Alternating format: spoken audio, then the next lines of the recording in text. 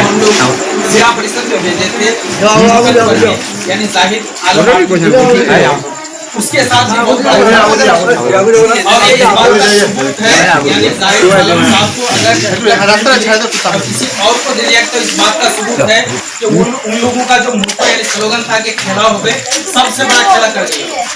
और ये TMC party खेला सिर्फ उसके साथ नहीं, हम तमाम के साथ किया है। हमको जानना होगा इसके बारे में। इन नौजवान बच्चों जो आज हम लोग यानी हमारे जैसे हम लोग जुनैद भाई, आसिफ, हम लोग जितने भी हैं, हम तमाम बच्चों की जिंदगी से खेल रहे हैं। और वो अगर हम लोग इस पार्टी को रोकना चाहे या उसकी खेल को रोकना चाहते हैं और हमारी आने वाली नस्लों को यानी हमारे भाई, छोटे भाई बहन या भतीजा भतीजी, आने वाली जिंदगी में जो भी बच्चे आएंगे, हम नहीं चाहते कि वो हम लोग की तरह इस भी खेल का शिकार हो जाए। इसलिए हम सबको एकजुट होकर कांग्रेस का दामन थामकर, कांग्रेस के हाथ को पकड़कर कांग्रेस को मजबूत करना होगा। जहां से शुरुआत पंचायत इलेक्शन से होता है। आप बखूबी जानते हैं कि एक डेमोक्रेटिक कंट्री में सबसे ज्यादा जो पंचायत इलेक्शन की अहमियत हो पंचायत इलेक्शन है। ये पंचायती राज सिस्टम है। आप अगर इस पर मजबूती से यानी जैसे पेड़ होता है उसकी जड़ें होती है, जड़ जितनी मजबूत होगी वो पेड़ उतना मजबूत होगा और उस पेड़ में फल भी उतने अच्छे लगते हैं। तो हम लोग पंचायती राज सिस्टम में जड़ हैं और हम अपनी जड़ को कभी कमजोर होने नहीं देंगे।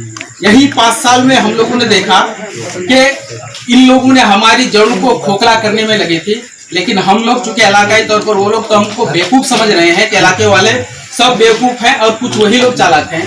लेकिन उन लोग को अब ये बात समझ में आ गई कि नहीं, वो भूल करते थे कि हम लोग को गलत समझते थे। तो घोषखोरों की सरकार है। इस सरकार को भगाने के लिए, इस सरकार को उखाड़ के फेंकने के लिए, और वहाँ पे जो सेंट्रल गवर्नमेंट में जो बीजेपी की सरकार है, जो हिंदू और मुसलमान की राजनीति करता है, ये दोनों सरकार को उखाड़ के फेंकने की हिम्मत और या किसी के अंदर है तो वो सिर्फ नौजवान के अंदर है। और नौजवान आगे बढ़े, नौजवानों की टीम आगे बढ़े और इस मुल्क की शान को फिर से वापस करें, बंगाल की शान को फिर से वापस करें, जिस तरह से पहले बंगाल की शान हुआ करता था। इसीलिए आपसे उम्मीद करते हैं, हम तमाम नौजवानों से, खासकर कहानिया के नौजवानों से मैं मुखातिब हूँ कि आप लोग उभर के आइए और हमारे जो नौकरी क्या हुआ आपको पता ही है। ये सब गलत ढंग से नौकरी उसको दिया, हाईकोर्ट में केस हुआ है और लगभग 32,000 बच्चों का नौकरी हाईकोर्ट ने बातिल कर दिया। वो केस एग्जाम में पास नहीं किया था, नौकरी का जो इम्तहान है उसमें पास नहीं कर सका था। वो जो लोग पास किए थे उसको नौकरी नहीं मिला, जो रुपया दिया उसको नौकरी मिल गया। ये लोग प्राइमरी टेस्ट का एग्जाम दिया था, ये लोग पास किया था लेकिन पैसा नहीं दे सका क्योंकि वो गरीब है। गरीब का बच्चा 5 लाख कहाँ से लाएगा, उसके पास बेचने के लिए कुछ नहीं था। इसलिए वो धरना में बैठा, जाके जब मिला बिलक बिलक के रोने लगा। एक लड़की तो इतना हुआ जो लगता है जो मर गई सर, बोले আমাকে বাঁচান, আমাদেরকে বাঁচান, আমরা বাঁচতে পারছি না, 1 বছর ধরে রাস্তায় আমরা এইভাবে অবস্থায় পড়ে আছি। अभी भी धरना में वो लोग बैठा हुआ है। उसकी बात ममता बनर्जी नहीं सुनती है, तृणमूल वाले नहीं सुनते। जिससे रुपया लेके नौकरी दिया था उसके लिए कोर्ट जब ऑर्डर दिया जिसकी नौकरी खत्म हो गई, ये जालियाती करके नौकरी दिया, गलत ढंग से दिया, ये पास नहीं किया, तो उसके फेवर में उसका नौकरी बचाने के लिए वो सुप्रीम कोर्ट तक चले गई। जिसका नौकरी मिलना चाहिए पास नहीं किया, पकड़ा गया।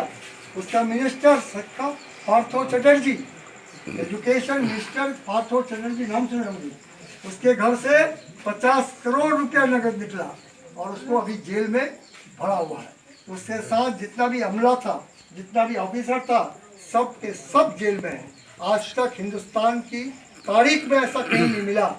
क्या करते हैं, मेरा कोई मेंबर, चाहे वो ग्राम पंचायत का हो, चाहे वो पंचायत समिति का हो या जिला परिषद का हो, अगर आपके हक को मार लेगा, अपना पॉकेट में अगर घुसा लेगा तो हम उसको आपके सामने में इस तरह से मजलिस बैठा के कान पकड़ के उठाएंगे और बैठाएंगे।